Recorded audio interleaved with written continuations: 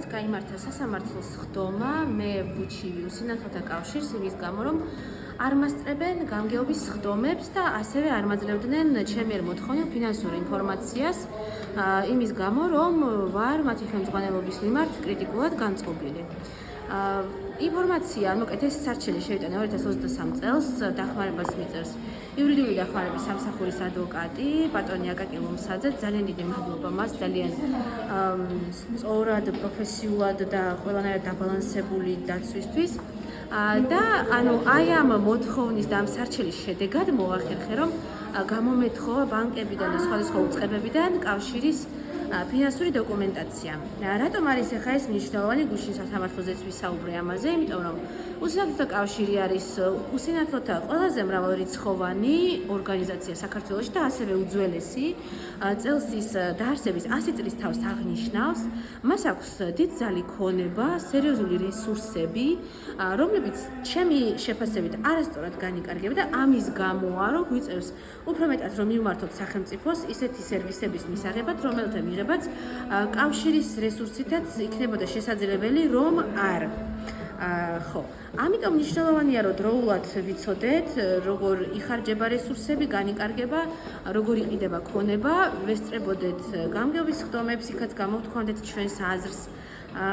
ეს ტყუილიც ითქვა რომ გამგეობის ხდომებზე არავის არ აქვს აზრის გამოთქმის უფლება წევრების გარდა. ჩვენ ადრე გამოვთქვამდით ჩვენს მოსაზრებებს, როდესაც ვესწრებოდით ამ ხდომებს. და ასევე ეს ორგანიზაცია იმიტომაც არის მნიშვნელოვანი, რომ სახელმწიფო სტრუქტურებს, როდესაც რაღაცას ვეუბნებით უსინათლოები, ისინი ჩვენ ყოველთვის გვამისამართებენ უსინათლოთა კავშირთან. უსინათლოთა კავშირი ამას არ მოითხოვს. უსინათლოთა კავშირი იმას ეთანხმება. შესაბამისად, ჩვენთვის ძალიან მნიშვნელოვანია ვიცოდეთ და გქონდეს ზეგავლენა იმაზე, თუ რა ხდება უსინათლოთა კავშირში. ეს არავისი ბაბუის დატოვებული ორგანიზაცია არ არის მემკვიდრეობით, ანუ არც ერთ კონკრეტულ ადამიანზე. დაიწყეს ჯერ საუბარი იმაზე მოპასუხეებმა გუშინ, რომ ჩვენ არავის არ ვუშვებთ გამგეობის ხდომებზე, ანუ არა წევრებს, ანუ გამგეობის წევრები ვინც არ არიან. მე ამაზე რომ ვუთხარით, რომ უშვებდნენ და იყო პრაქტიკა, იცით რა, თუ რევიზორია ან ბუღალტერია, მას ერთ ხალხს ვუშვებთ და ზოგადადო გამგეობის ერთი წევრიც კი რო იყოს წინააღმდეგი, ჩვენ მაშინ არ ვუშვებთ. მე ვკითხე, ეს რომელი დოკუმენტით დასტურდება? ჯერ დაიწყეს წესდებაო, წესდების მუხლზე ვერ მიუთითეს, იმიტომ რომ არც ერთ წესდების მუხლში ეგეთი რამე არ წერია. მე თქვეს, რომ იცით რა, 2025 წელსო, როდესაც ამის საჭიროება გახდა და ეს სიტუაცია რომ შეიქმნა, რაღაც დებულება მივიღეთ, რომელიც საიძებებს, თუმცა საქმეში ეს დებულება არ არის.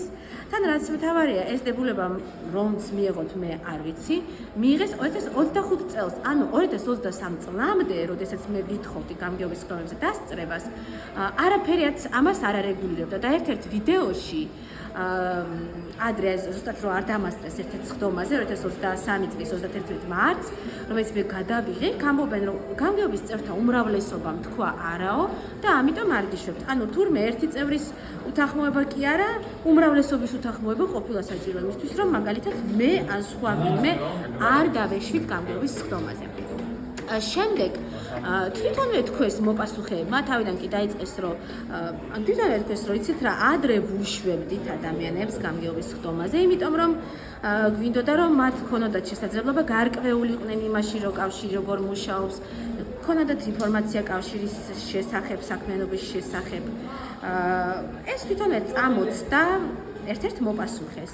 ოღონდ ჯერ ამბობდა, რომ ამის საჭიროებაც არ არის, ამის წესდებაც არ ითვალისწინებს და თან ესო რა ქვია, რო იყოს, ანუ 2700 წევრიანი ორგანიზაცია და 2700 წევრმა რომ მოინდომოს დასწრება, ყველას როგორ დავასწრებთო, რაზეც ჩემმა ადვოკატმა ძალიან მიზანშეწონილად უპასუხა, რომ 2700 წევრს აქვს უფლება მიიღოს კავშირში არსებული ინფორმაცია და კავშირის ორგანოების საქმიანობაში მონაწილეობა. შესაბამისად, რომ გაჩნდეს მოთხოვნა 2700 ადამიანის, თქვენ ამაზე ვალდებულება გაქვთ, რომ ან წარმომადგენელი დაანიშნოთ, ან თუნდაც დისტანციურად დაასწროთ, რაღაც მოიფიქროთ მექანიზმი, როგორ შეუძლიათ, ან ლაივში გაუშვათ ეს სხდომა ჩაიწეროთ და ისე მიაწოდოთ. მოკლედ, ამისი შესაძლებლობა თუნდაც 2700-ზე წევრისთვის არის შესაძლებელი. მეორე, რაც ჩემმა ადვოკატმა მათ კითხათ, არის, იყო კი ასეთი შემთხვევა, რომ 10-15 ადამიანს მოეთხოვოს დასწრება გამგეობაზე. რაზეც მოპასუხემ, თქვა, კი, ქონდა ესეთი შემთხვევები, 15 ადამიანს უნდა და ჩვენ მაშინ ვუთხარით, რომ თუ შეიძლება ერთი წარმომადგენელი დანიშნეთ. ანუ კიდევ ერთხელ აღიარეს, რომ ამ პრობლემის მოგვარების შესაძლებლობა პრაქტიკული და გამოცდილება მათ აქვთ და არანაირი პრობლემა არ იყო დაანიშნინეს, ანუ გამოაყოფინეს წარმომადგენელი და დაასწრეს ის გამგეობის სხდომას. და ისიც აღიარეს კიდევ ერთხელ გავიმეორებ, რომ ადრე უშვებდნენ ადამიანებს.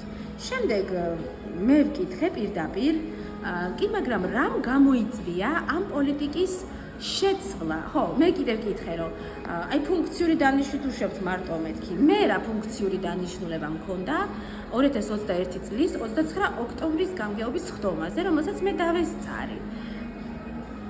და მათ მითხრეს, რომ მაშინ ესეთი წესი ჩვენ არ გქონდა, რომ გინდა თუ არა თანამშრომელი უნდა ყოფილიყავი ან მომხსენებელი ან რაღაცა, მაშინ ყველას ვუშვებდით. და მე რო ვიკითხე, კი, მაგრამ რა მოხდა ამის მერე ასეთი, რომ თქვენ გადაწყვეტეთ ამ პოლიტიკის შეცვლა? რა მოხდაო და ეხლა ჭორაობა გამოგვივაო, მაგრამ იყო გამგეობის წევრების დისკრედიტაცია წავიდა და დისკრედიტაციაო და ისო რომ ერთ-ერთი გამგეობის წევრის ნათქვამზე ყველა ეთანხმება ერთ-ერთის ნათქვამს, სხვების ნათქვამს არაფრად აგდებენ, სხვები იქ დუმან, ანუ აღმოჩნდა პირდაპირ ვეთქვეს, რომ როდესაც დაიწყო კავშირის საქმიანობის გარჩევა, კრიტიკა, კითხვების დასმა, მაშინ აკრძალეს გამგეობის სხდომებზე წევრების დასწრება, ანუ ჩართულობის და მოსმენის მიზნით. პირდაპირ აღიარა ეს. და ისო, მე ეხლა გინდათ კიდე დავამძიმო, იყო გამგეობის წევრების ლანძღვა, მე ვთხარი ერთი დამიმტკიცეთ, წარმოადგინეთ მტკიცებულებას, სადმე ვინმე კონკრეტული ადამიანი თუ გავლანძე. და მეორე ლანძღვას რომ ყოფილიყო, ეს ჯდება ჩვენი გამოხატვის თავისუფლების ფარგლებში და მესამე, ამ კრიტიკის შედეგად იყო, რომ მოვითხოვეთ გამოძიება და ეხლა გამოძიება რომ შესულია წარმატებით სასამართლოში მიმდინარეობს და ორი ყოფილი ხელმძღვანელი კავშირისა არიან ბრალდებული სკამზე. შესაბამისად, კიდევ ერთხელ გამოჩნდა, რომ პირდაპირ აღიარეს მათ, რომ სწორედ აი ამ კრიტიკის და დისკომფორტის გამო იყო, რომ მათ აგვიკრძალეს ადამიანებს, ვისაც კითხვის დასმა შეგვეძლო გამგეობის სხდომაზე დასწრება. შემდგომ ეს სასამართლოს ეტაპი ჯერ არ დასრულებულა, ჩვენ გვაქვს კიდე რეპლიკების ეტაპი და სასამართლო გადაიდო ამ წლის 23 სექტემბრის 11-ის ნახევრისთვის დილის ყველა დაინტერესებულ ადამიანს, რა თქმა უნდა, ვთხოვ, მოვუწოდებ, რომ დაგვესწროს და ან დაესწროს ამ პროცესს და მხარი დაუჭიროს გამჭვირვალობას. ხო, კიდევ დაიწყეს, რომ ესო სხვა არასამთავრობოებში სად არისო ესეო, რომ ყველა წევრი ესწრებოდეს. მე ვთქვი, უკაცრავად ჩვენ არ განვიხილავთ სხვა არასამთავრობოებს, მოდი ვისაუბროთ და მოსამართლეებაც დამიჭირა ამაში მხარი, რომ დიახ, უნდა ვისაუბროთ კონკრეტული საქმის გარშემო.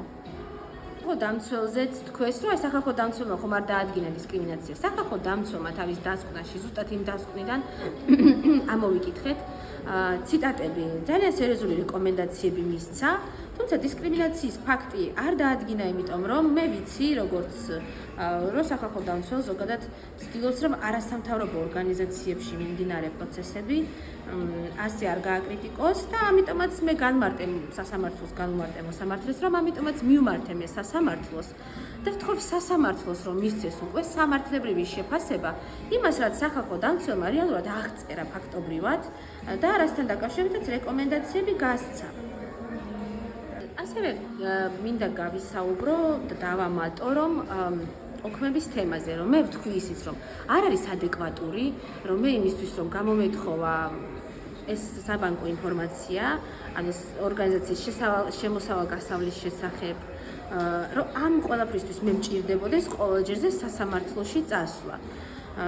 ეს მეტყველებს იმაზე, რომ არ იქცევიან კეთილსინდისიერად და ეხლაც მაგალითად, წერილი მომწერეს მე კიდე გამოვითხოვე უკვე 2023 წლის შემდგომი შემოსავალ გასავლის შესახებ ინფორმაცია, რიგარე შესხდომების ოქმები გამოვითხოვე და ამაზე წერილი მომწერეს, რომ დამატებითი დრო მოითხოვეს, მაგრამ ამავე წერილში მიწერენ ესეთ რაღაცას, რომ ზოგადადო კეთილსინდისიერად უნდა გამოიყენო ინფორმაციით სარგებლობის უფლებაო, ანუ აპრიორშივე და არა იმისთვის, რომ ორგანიზაციის მუშაობა გადადვირთო. ანუ აპრიორშივე მიყურებენ როგორც არასერიოზულ ადამიანს, როგორც რაღაცა ბოროტი განზრახვის მქონე ადამიანს და არა როგორც ადამიანს, რომელსაც აინტერესებს ორგანიზაციაში მიმდინარე პროცესები და აინტერესებს ორგანიზაციის გამჭვირვალება. ამიტომაც ხო, კიდევ ამბობდნენ, რომ იცით რაო, ანუ პერსონალური მონაცემები არ გვინდა, რომ გამოვიდეს გარეთო, ამიტომ არ ვასწრებთ გამგეობის სხდომებს. იმ წლების გამგეობის სხდომების ოქმები ისე მომაწოდეს, რომ იქ არავისი პერსონალური მონაცემი არ იყო დაშტიხული და რა ვიცი, თუ მაინც და მაინც ასე ეშინოდათ მაგისი, ანუ ხო შეიძლება რომ მე ეს დამეკოპირებინა და გამესაჯაროებინა, თუმცა მე რა თქმა უნდა არასდროს არ გამესაჯაროებია და ესენიც ვერ წარმომიდგენენ ვერანაირ მტკიცებულებას, რომ მაგალითად ვის გაეწიოს ფინანსური დახმარება, ან ვინ გავაწერინოთ ორგანიზაციაში, ეგეთი საკითხები, ანუ არავის სახელი და გვარი ესე არ დამიწერია. დამიწერია გამგეობის წევრების სახელები და გვარები, შესაძლოა, თუმცა არ მახსოვს, ნამდვილად არ ვარ დარწმუნებული, რომ და დამისვენს კითხვები, რატომ მქონდათ ეს პოზიცია, რატომ მქონდათ ის პოზიცია.